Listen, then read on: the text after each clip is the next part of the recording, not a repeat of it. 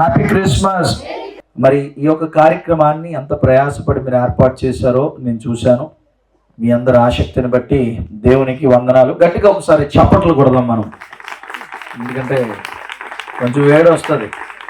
చప్పట్లు కొట్టడం అంటే ఊరకే కొట్టడం, కొడితే మన దాంట్లో వేడి వస్తుంది. Okay, thank you.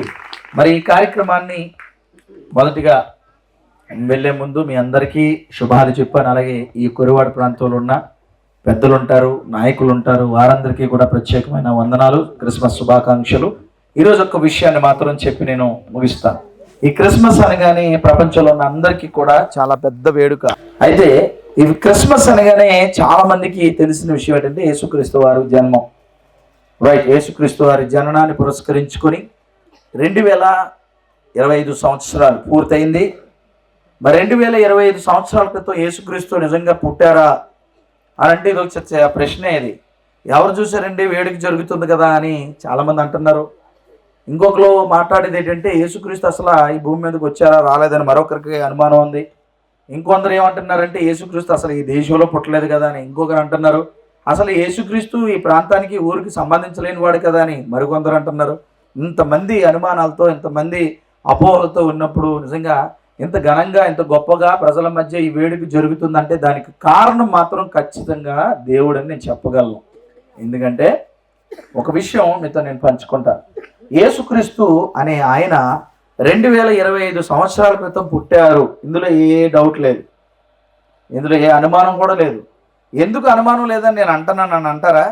2025 అని ఎవరిని బట్టి చెప్పుకుంటున్నారు? అసలు ఎవరిని బట్టి చెప్పండి? 2025 అంటున్నారు. ప్రపంచంలో ఎవరైనా ఈ డేట్ వేయాలి, అవునా కదా? అవునా? ప్రపంచంలో ఎవరైనా, అది ఇండియాలో ఉన్న కొరువాళ్ళలోనైనా, ప్రపంచంలో ఉన్న ఏ దేశంలోనైనా 2025 అని అంటున్నాం కదా, ఎవరిని బట్టి? అంతేనా? ప్రపంచంలోని ఎవరు డేట్ ఆఫ్ బర్త్ లేనా అనుమానం ఉండొచ్చు, కానీ యేసుక్రీస్తు డేట్ ఆఫ్ బర్త్ని అనుమానించవలసిన అవసరం లేదు. అసలు క్యాలెండర్ ఉన్నదే ఆయన డేట్ ఆఫ్ బర్త్ నుంచి. అర్థమైందా? ఆయన లేకపోతే చరిత్ర లేదు, ఆయన లేకపోతే మీ ఇంట్లో క్యాలెండర్ లేదు. నమ్ముతారా? ప్రపంచంలో ఉన్న అందరూ కూడా, ఈవెన్ ప్రపంచ దేశాల్లో ఉన్న ప్రతి ఒక్కరూ కూడా ఏ క్యాలెండర్ వాడాలి? ఎవరు పుట్టుకని మధ్యన పెట్టుకొని వాడాలి? క్యాలెండర్ ఉంటుంది కదా, మారిపోద్దా? వచ్చే సంవత్సరం మారుతుంది కదండి, 2026 మారిపోద్ది కదా, 1వ తారీఖు వస్తుంది కదా. 1, 2, 3 లెక్క పడతాం కదా. జనవరి, ఫిబ్రవరి, మార్చి, April, May, June, July, August, September, October, November, December, ఇవన్నీ 12 నెలలు నడాలంటే క్యాలెండర్లో ఎవరిని బట్టి? ఎవరు డేట్ ఆఫ్ బర్త్ని బట్టి? యేసుక్రీస్తు డేట్ ఆఫ్ బర్త్ని బట్టి. 2025 సంవత్సరాల క్రితం ఆయన పుట్టుక అనన్య సామాన్యమైనది.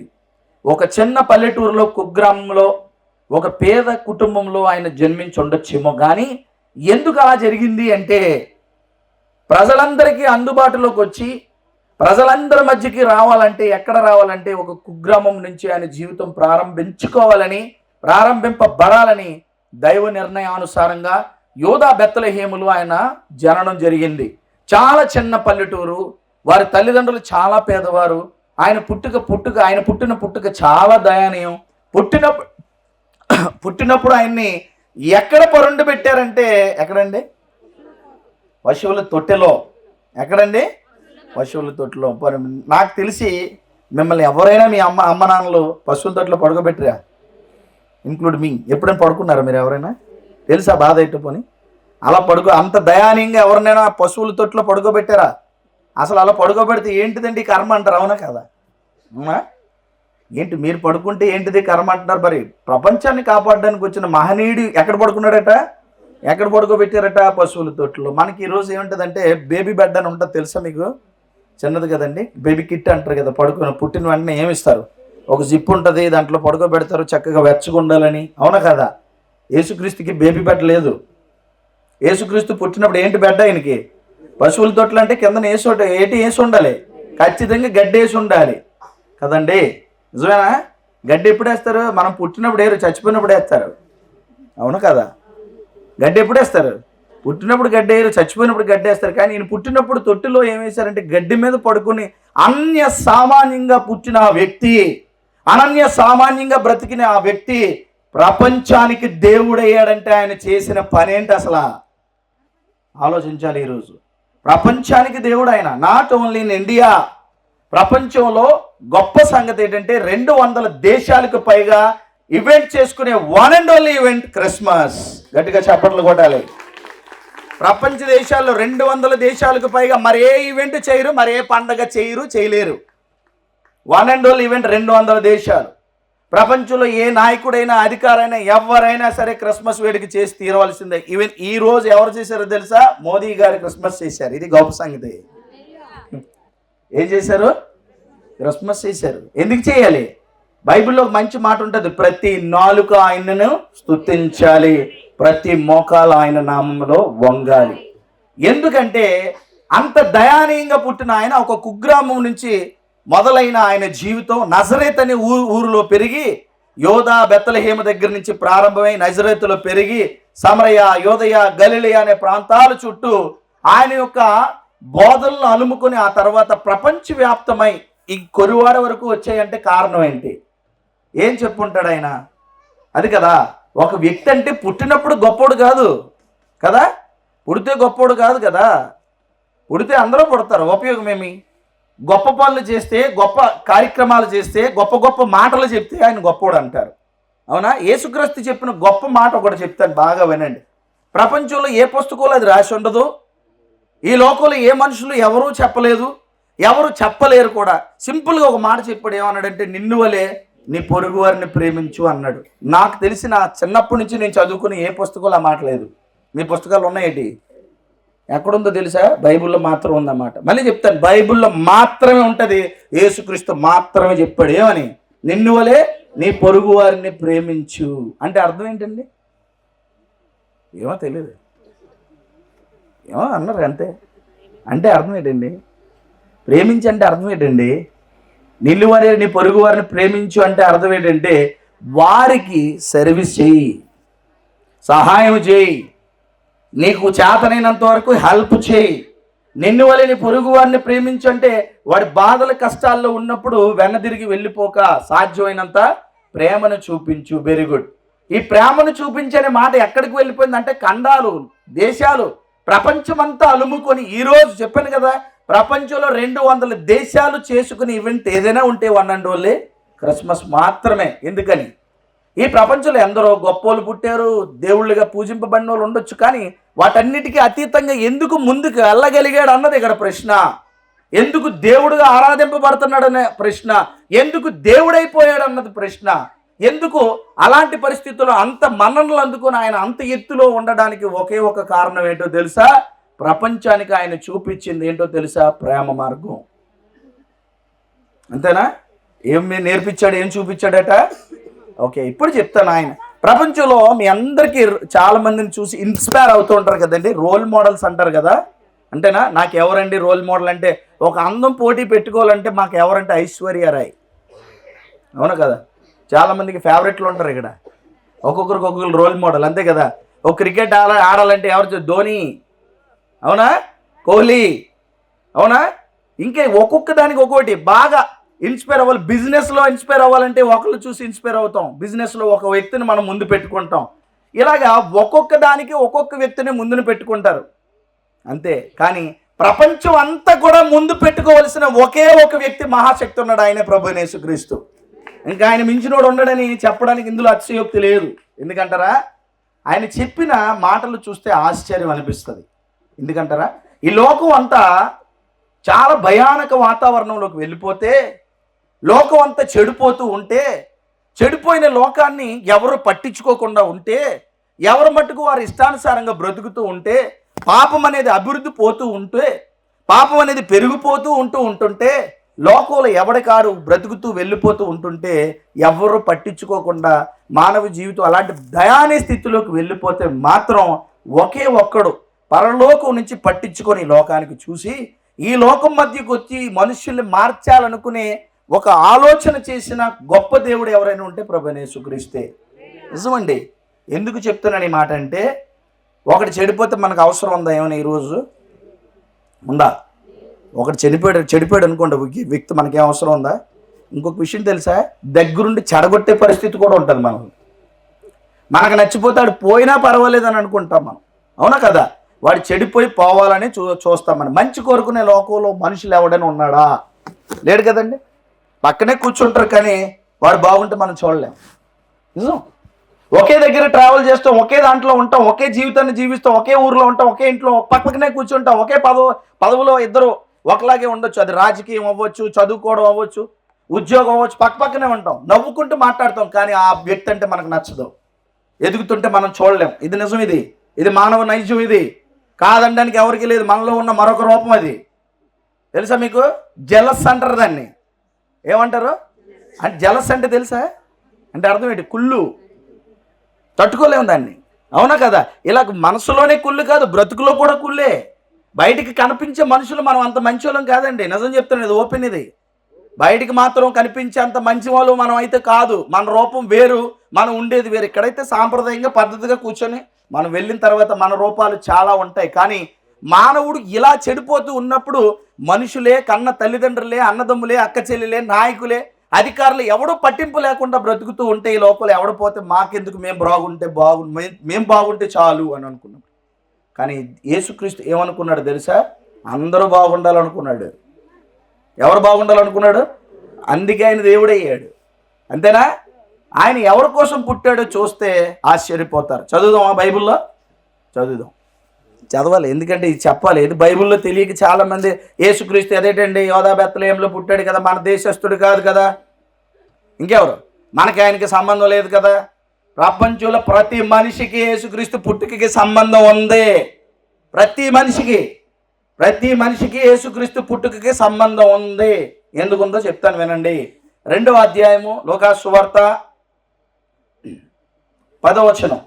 మీరు ఎప్పుడు క్యారల్స్కి వెళ్తూ చదువుతున్న మాటలే, కానీ ఇందులో ఒక టాప్ సీక్రెట్ ఉందో చెప్తాను. అయితే ఆ దూత ఏం చేయొద్దు అన్నదండి? ఫస్ట్ ఆఫ్ ఆల్ ఏం చేయొద్దంటే భయపడకుడి. ఎందుకు చెప్పాలి ఈ వర్డ్? ఎందుకు చెప్పాల్సి వచ్చిందంటారు? భయపడకుడి.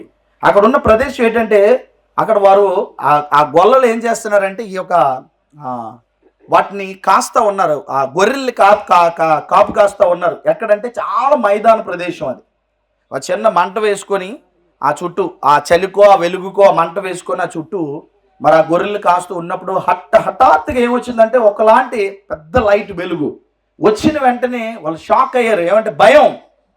ఏంటి ఒక్కసారిగా ఎంత పెద్ద లైట్ వచ్చింది అనగానే భయం వేసిందండి. ఫస్ట్ మాట ఏంటి చెప్పిందండి దూత? అది ప్రపంచం అంతా ఎందులో చచ్చిపోతున్నారు తెలుసా? చెప్పండి, దేంట్లో చచ్చిపోతున్నారు? తెల్లవారులు అయితే భయం, మీకు తెలుసా? ఎందుకని? ఈఎంఐ కట్టాలని. అవును కదా? ఇప్పుడు ఆన్లైన్ అప్పులు ఎక్కువ చేసేస్తున్నారు. తెల్లవారులు అయితే ఆడే ఫోన్ చేస్తాడు మనకి. ముందు అవసరం అలాంటిది. అప్పు చేసినండి ఆడు చంపేస్తాడు అంతే మళ్ళనే. అవునా కదా? ఇలాగైనట్టు ఏమొస్తుంది? నెల వచ్చినండి డోక్రా మహిళలు కదా మీరందరూ. కట్టాలొద్దా? తీసుకున్నప్పుడు ఎంత సరదాగా ఉంటుందో, కట్టినప్పుడు అంత బాధగా ఉంటుంది. నిజమా అబద్ధమా? బ్యాంక్ లోన్కి వెళ్తారు, అన్నీ అయిపోతుంది. నెల వచ్చినప్పుడు అబ్బా ఇంత తిరిగిపోయింది, ఏం కట్టాలి? మీకు కూడా తెలుసా? నెల వస్తుందంటే భయం.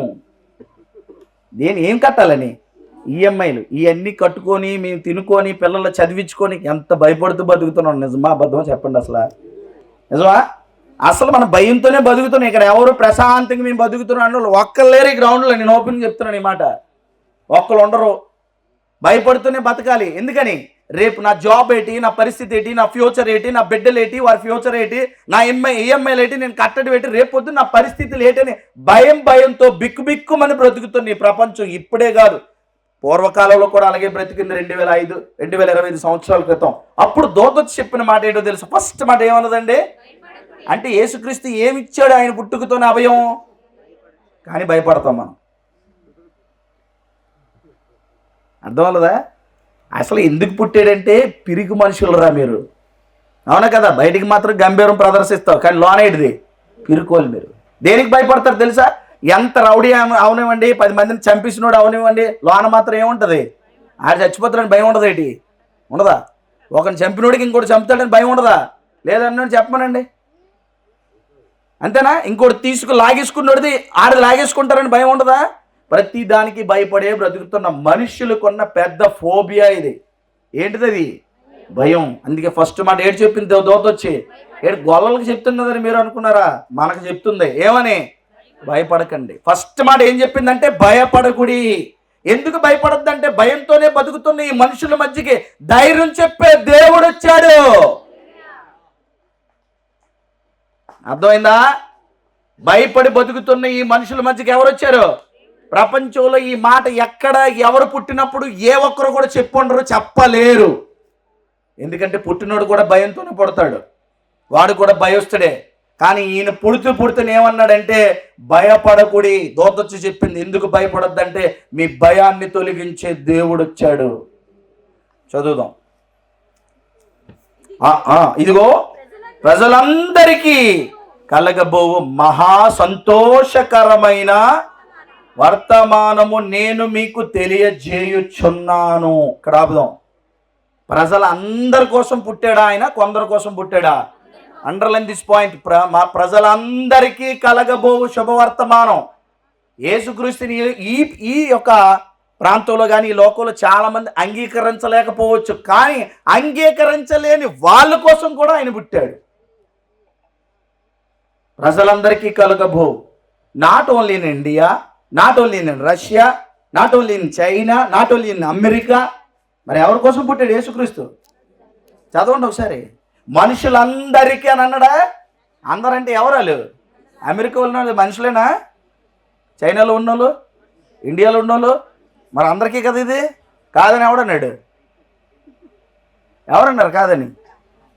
మనుషులందరికీ కలగబోవు మహా సంతోషం. మామూలు సంతోషం కాదట. ఏ సంతోషం? మహా అన్నాడంతే. దేవదూత వచ్చి ఏం చెప్పిందంటే మహా సంతోషకరమైన శుభవర్తమానము మీకు తెలియజేస్తున్నాను. మహా సంతోషకరమైన శుభవర్తమానం. ఏంటిదా శుభవార్త? చదువుదాం. 11. దావీదు పట్టణమందు నేడు రక్షకుడు మీ కొరకు పుట్టి ఉన్నాడు. ఏంటిదా సంతోషకరమైన వార్త అంటే దావీదు పట్టణం అంటే యెరూషలేములో ఉన్న ఊరిలో మీ కొరకు ఎవరు పుట్టారట? ఎవరి కొరకు? మళ్ళా రెండో మాట చెప్పింది మనుషులందరికీ కలగబో శుభవర్తమానం. ఇప్పుడు ఎవరి కొరకు పుట్టాడట? మీ కొరకు పుట్టడు వేటి? గొల్లల కోసం పుట్టడు వేటి? గొల్లలకి యేసుక్రీస్తుకి ఏం సంబంధం లేదు ఒకవేళ వంశపరంగా చూసుకుంటే. అవును కదా? అవునా? యేసుక్రీస్తు ఎక్కడ పుట్టాడు? ఎవరు వంశంలో పుట్టాడు? యూదా వంశంలో పుట్టారు, యోసేపు గారి వంశంలో పుట్టారు, మరియమ్మ గర్భాన్ని పుట్టాడు. అవునా కదా? ఇప్పుడు వారి కోసం పుట్టలేదు. అయితే యేసుప్రభు మరియమ్మ యోసేపు కోసం పుట్టాడని చెప్పట్లేదు. ఇక్కడ ఎవరి కోసం పుట్టారని చెప్తున్నారు? చెప్పాలి. మీ కొరకు. ఎవరి కొరకట?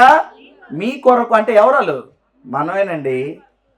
ఈయన పుట్టికి ఎవరి కొరకంటే ఒక ప్రాంతానికో, ఒక వర్గానికో, ఒక మనుషులకో, లేకపోతే ఆ ప్రాంతీయులకో సంబంధించింది కాదు. లేకపోతే ఇశ్రాయేలీల కొరకు పుట్టాడని చెప్పాలి లేదు, యూదుల కొరకు పుట్టాడని చెప్పాలి లేదు, మరి అమ్మ యోసేపు గారి గురించి పుట్టాడని చెప్పాలి లేదు. చాలాసార్లు ఈ 2 వచనాలే క్యారల్స్లో ఎక్కువగా వాడుతాం. మనకే అర్థం అవుతుంది ఎందుకు మాట్లాడతాం. అది జాగ్రత్తగా వినాలి. అందుకే ఎవరి కోసం పుట్టాడట? మనుషులందరికీ. ఇంకేమన్నాడు? మీ కొరకు. 2 పదాలు వాడారు అక్కడ. మనుషులందరికీ శుభవర్తమానం. ఎందుకంటే ఆయన మీ కొరకు పుట్టాడు. ఇప్పుడు చెప్పండి, మనం ఎవరి కొరకు పుట్టామండి? టక్కని చెప్పండి. మనం ఎవరి కోసం పుట్టాం? తెలియదు కదా? నిజం చెప్పండి. టక్కని చెప్పండి. పోనీ ఆలోచించి చెప్పండి. అయినా చెప్పలేం, బేగా చెప్పలేం, ఆలోచించి చెప్పలేం. ఎవరి కోసం పుట్టామంటే పుట్టాం, బతికామంటే బతికాం, చచ్చిపోయామంటే చచ్చిపోయాం, అంతే.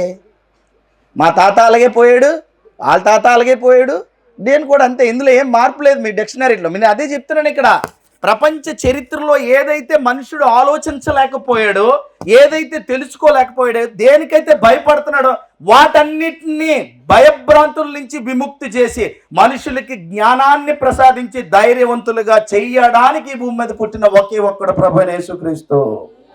ఆయన కంటే గొప్పోడు ఉండడు ఇంకా. ఎందుకు నేను చెప్తున్నానంటే నమ్మిన మీరు ధన్యులు, తెలుసుకున్న మీరు ధన్యులు. యేసుని ఎరగకుంటే ఎంత నిజంగా లాస్ అవుతాం మన జీవితంలో. ఐఎమ్ ఆల్సో, నేను కూడా ఒక మంచి మాట చెప్తాను. నా వరకైతే నేను ఒక యేసుక్రీస్తుని ఎరగకుండానే ఒక కుటుంబంలో తడిమడి ఆచారాలతో బ్రతికి ఒక కుటుంబం నుంచి యేసుక్రీస్తుని నమ్మి రక్షింపబడి వచ్చిన వాడిని నేను. ఎందుకంటే ధైర్యంగా చెప్తున్నాను ఈ మాటలంటే